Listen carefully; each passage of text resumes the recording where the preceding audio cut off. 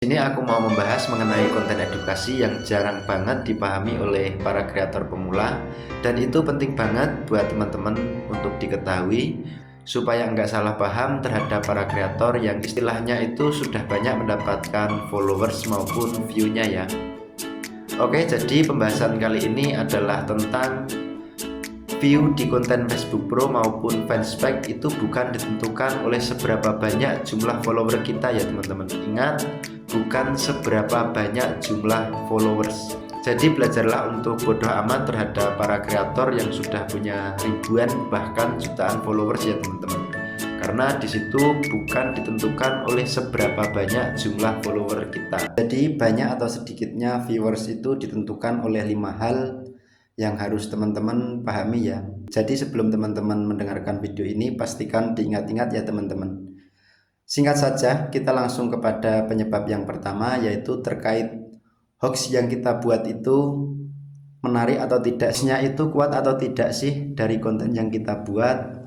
Hoax itu sendiri yaitu sebuah narasi atau cara untuk membuat penonton itu tetap bertahan pada konten yang kita buat di menit-menit awal ya teman-teman. Istilahnya itu bisa dikatakan video opening yang kita buat ya teman-teman. Kemudian poin yang nomor 2 yaitu videonya harus menarik ya teman-teman. Dan istilahnya ketika ada viewer itu tetap penasaran untuk tetap melihat inti dari video yang kita buat ya teman-teman.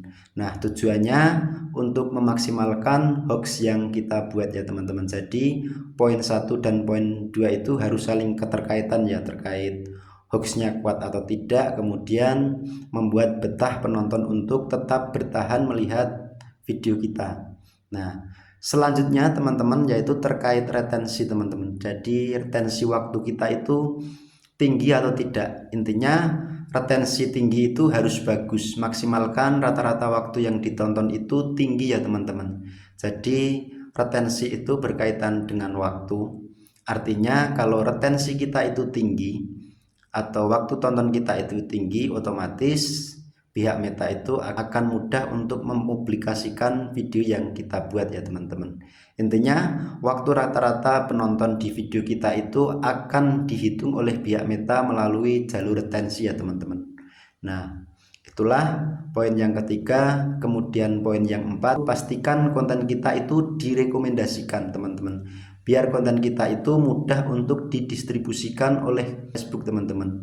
Nah, caranya bagaimana teman-teman? Dicek ya teman-teman segala aspek video kita yang kita buat itu direkomendasikan atau tidak, misalnya seperti kata-kata yang kita buat itu melanggar atau tidak, kemudian visualisasi video kita itu melanggar atau tidak, karena di situ Facebook sangat sensitif sekali ya teman-teman terhadap konten yang kita buat. Pastikan konten kita itu tidak membuat hal-hal yang melanggar aturan yang telah dibuat oleh Facebooknya teman-teman.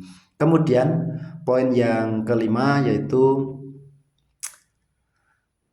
apakah akun kita itu kena pelanggaran atau tidak. Kalau sudah kena pelanggaran, pasti yang lain itu tetap tidak direkomendasikan ya teman-teman. Nah, jadi untuk mengecek akun kita itu kena pelanggaran atau tidak, tentunya sudah saya bahas di video saya yang kemarin-kemarin. Nah, silahkan dicek ya teman-teman. Jadi intinya gini teman-teman, intinya dari 5 hal yang harus kita perhatikan. Yang pertama itu terkait hoax yang kita buat itu kuat atau tidak sih teman-teman. Kemudian video kita itu menarik perhatian atau tidak. Dan kemudian yang nomor 3 itu terkait retensi waktu tonton ya teman-teman. Jadi retensi waktu tonton kita itu baik atau tidak, tinggi atau tidak, itu harus kita lihat di menu dashboard. Kemudian video kita itu direkomendasikan oleh pihak Facebook atau tidak, dan yang tidak kalah pentingnya yaitu akun kita kena pelanggaran atau tidak teman-teman. Nah, 5 hal itu harus kita perhatikan.